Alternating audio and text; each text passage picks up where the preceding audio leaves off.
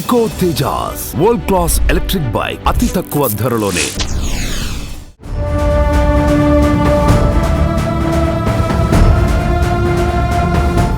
Hyderabad Meerpet murder case మరో మలుపు తిరిగింది. గురుమూర్తికి మరో ముగ్గురు సహాయం చేసినట్లుగా పోలీసులు అనుమానిస్తున్నారు. భార్య వెంకట మాధవిని చంపేందుకు భర్త గురుమూర్తికి సహకరించిన ముగ్గురు ఎవరన్నది ఆరా తీస్తున్నారు. అయితే ఇప్పటికే ఆ ముగ్గురు పరారీలో ఉన్నట్లు తెలుస్తోంది.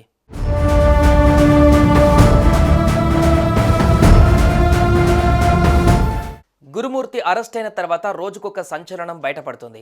వెంకట మాధవిని చంపేందుకు భర్త గురుమూర్తికి మరో ముగ్గురు కుటుంబీకులు సహకరించినట్లుగా పోలీసులు అనుమానిస్తున్నారు. వారిలో 2 మహిళలు కూడా ఉన్నారని భావిస్తున్నారు. ఆ ముగ్గురు పరారీలో ఉన్నట్లు తెలుస్తోంది. పోలీసులు శనివారం నుంచి గురుమూర్తిని కస్టడీలోకి తీసుకొని మరింత లోతుగా విచారిస్తున్నారు.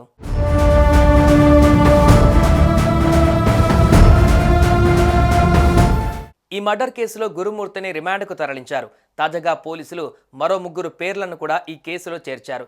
ఈ ఏడాది జనవరి సంక్రాంతి సమయంలో భార్యను 70 ముక్కలుగా నరికి డెడ్ బాడీని హీటర్లో వేసి ఉడికించిన ఎక్స్ ఆర్మీ ఆఫీసర్ గురుమూర్తి ఆ తర్వాత ఏం తెలియనట్టుగా అత్తామామలతో కలిసి జనవరి 15వ తేదీన మిస్సింగ్ కేసు నమోదు చేశాడు.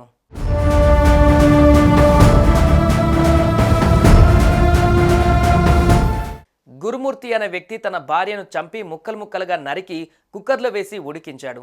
తర్వాత వాటిని తీసుకువెళ్లి సమీపంలోని డ్రైనేజీలో పడేశాడు.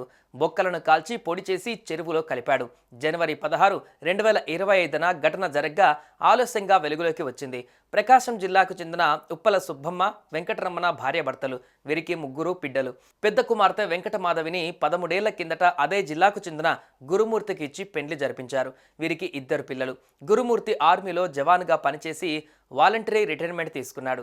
తర్వాత కంచన్బాగ్ డిఆర్డీఓలో సెక్యూరిటీ గార్డుగా పనిచేస్తూ మీర్పేట్ పిఎస్ పరిధి జిల్లలగూడలోని న్యూ వెంకటేశ్వర కాలనీలో ఉంటున్నాడు.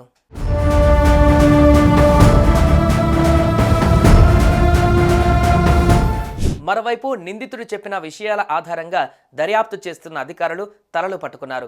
మృతదేహాన్ని చెరువులో విసిరేసినట్లు చెబుతున్నా అక్కడ ఇంకా ఆధారాలు లభించలేదు. శరీరం ఆనవాళ్లు లభ్యమైన వెంకటమాధవి పిల్లల డిఎన్ఏతో పోల్చే అవకాశం ఉంది. ఇప్పటి వరకు ఎలాంటి ఆధారాలు దొరకలేదు. క్లూస్ టీమ్, ఫోరెన్సిక్ ల్యాబ్ నివేదిక కీలకం కానుంది.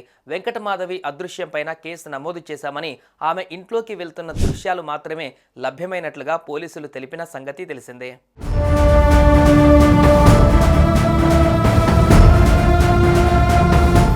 కొన్నాళ్ల నుంచి గురుమూర్తి తన భార్య వెంకటమాధవిపై అనుమానం పెంచుకున్నాడు. ఈ విషయంలో భార్యాభర్తలకు తరచూ గొడవలు జరుగుతూ ఉండేవి. ఈ క్రమంలో ఈ నెల 16వ తేదీన భార్యతో గొడవ పడిన గురుమూర్తి తర్వాత తన భార్య కనిపించడం లేదని అత్తామామలకు సమాచారం ఇచ్చాడు. తనతో గొడవ పడి భార్య ఇంటి నుంచి వెళ్లిపోయిందని ఒక్కడే వెళ్లి మీర్పేట్ పోలీసులకు ఫిర్యాదు చేశాడు. కేసు నమోదు చేసుకున్న పోలీసులు దర్యాప్తు చేపట్టారు. దర్యాప్తులో భాగంగా పోలీసులు ఇంటి ఎదురుగా పక్కన ఉన్నటువంటి సీసీ కెమెరాలను పరిశీలించారు.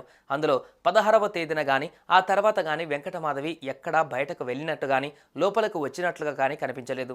పలుమార్లు గురుమూర్తి కొన్ని కవర్లతో బయటకు వెళ్లి రావడాన్ని గుర్తించారు. దీంతో అతడిని అదుపులోకి తీసుకుని విచారించారు.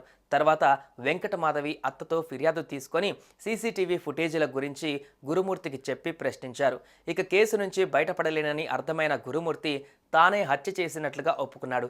తాజాగా గురుమూర్తికి మరో 3 సహాయం చేసినట్లు పోలీసులు అనుమానిస్తున్నారు. భార్య వెంకట మాధవిని చంపేందుకు భర్త గురుమూర్తికి సహకరించిన 3 ఎవరన్నది ఆరా తీస్తున్నారు. అయితే ఇప్పటికే ఆ 3 పరారీలో ఉన్నట్లు తెలుస్తోంది.